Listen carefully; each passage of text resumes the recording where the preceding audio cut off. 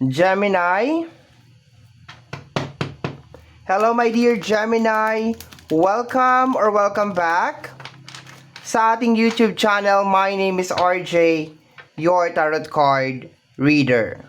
At ang gagawin natin ngayon my dears, yung ating daily reading para sa araw ng May 29, 2026. Titingnan natin my dear kung ano yung mga eksena, kaganapan at kung ano-ano pa na maaari mong makasalubong sa araw na ito.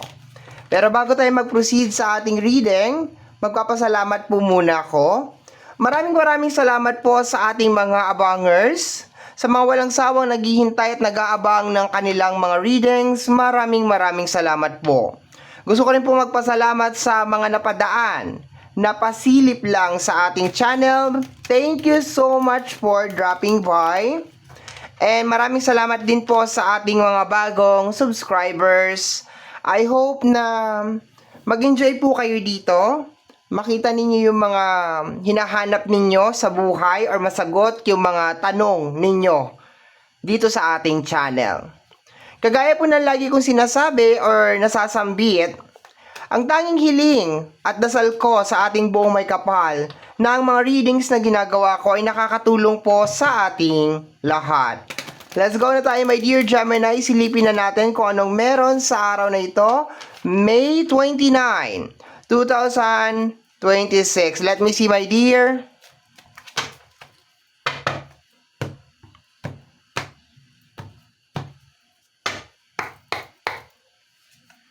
The Five of Cups. The Wheel of Fortune. Ang nakukuha ko dito, my dear, it's more on,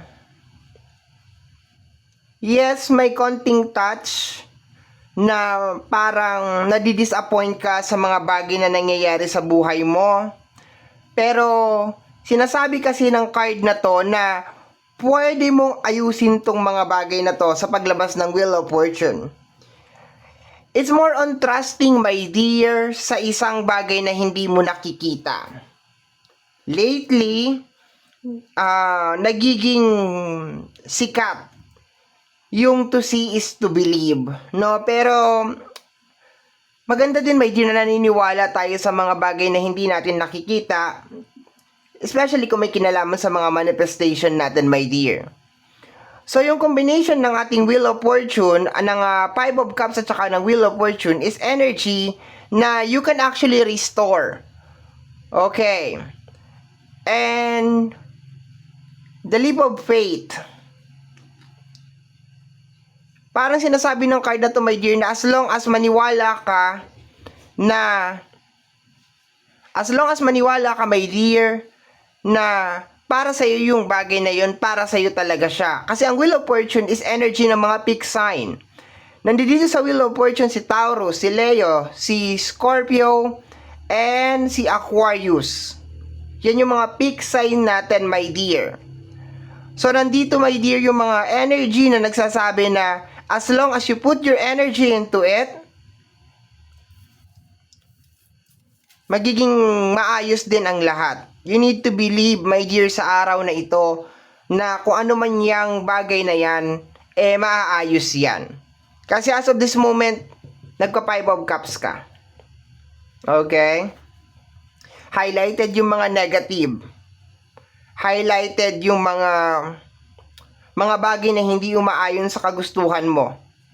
Pero sinasabi ng Wheel of Fortune that you need to trust the process and you need to believe. Nag-uumpisa, my dear, sa paniniwala. The Hangman and the Five of Pentacles. Nagkakaroon ka ba ng mga problema na may kinalaman sa usapin ng pinansyal? O nasa isang sitwasyon ka ngayon, my dear, na nakakaranas ka ng Five of Pentacles? Sinasabi, my dear, sa card na to na nangyayari yung bagay na yan dahil may dahilan. Everything happened for a reason, my dear.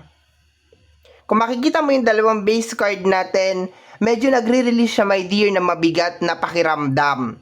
Na parang nasa isang sitwasyon ka, my dear, na hindi mo gusto. Hindi ka aya-aya. Okay. Maybe for some of you, isa bubuhay kayo sa energy ni Pisces, which is may kinalaman sa usapin ng illusion, the hangman. Possible din, my dear, na there is a secret. Pakiramdam mo, my dear, na merong sikreto, lalo na sa loob ng relationship. Maybe your partner is keeping a secret on you, pero sinasabi ng card na to, my dear, na parang mahirap pa munang mag-conclude. As of this moment, we have here the Five of Pentacles. May kinalaman to sa sitwasyon ng buhay mo, sa nangyayari sa'yo. For some of you, nabanggit ko lang kanina, my dear, yung may kinalaman sa relationship, pero very highlighted dito yung problema na may kinalaman sa usapin ng pinansyal.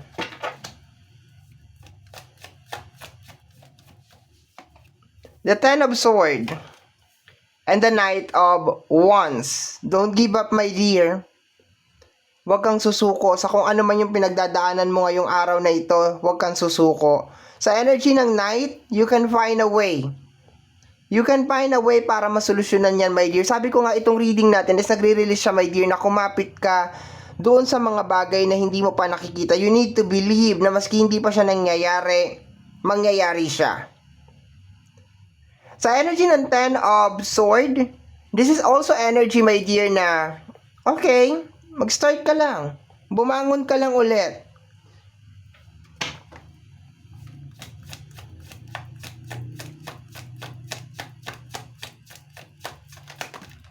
We have here the energy of the Ten of Swords, combination with the Knight of Cups. I think medyo mabagal, no? Yun ang complain mo. Pagod, stress, yun ang nakukuha ko dito sa card na to. Nakakaranas ka ng pagka-drain, pagkapagod. That's what I'm getting from the card. Kakaranas ka ng stress. Kung itutuloy natin pa ganito, frustration. Nine of Swords, frustration, may kinalaman sa pera.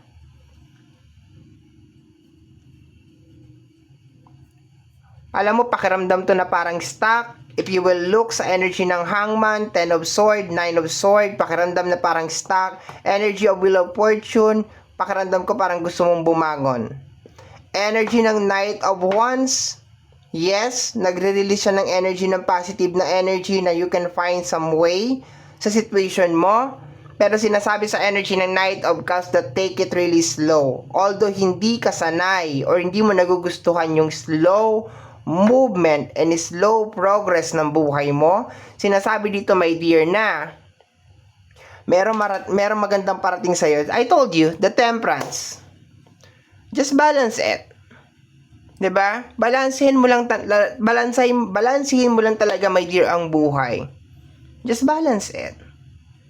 Energy ni Sagittarius, if you are dealing with a person or people, ang lakas ng energy ni Pisces at saka ni Sagittarius over here. Pakiramdam mo, dinideceive ka. Alam mo, sinasabi ng card dito, hindi niya kino-confirm na may mali dyan sa tao na yan, okay? Maybe nag-overthink ka lang dahil meron kang energy ng Nine of Swords. Pero, hindi naman sinasabi na para maging kampante ka. Sa energy ng Knight of Wands over here, pwede kang gumawa ng investigasyon. Gather more evidence. Huwag ka muna mag-react. Huwag ka muna mag-overthink. Mas mahalaga na meron kang sapat na ebidensya if somebody is doing bad things sa'yo. Once again, energy ni Pisces at saka energy ni Sagittarius is over here.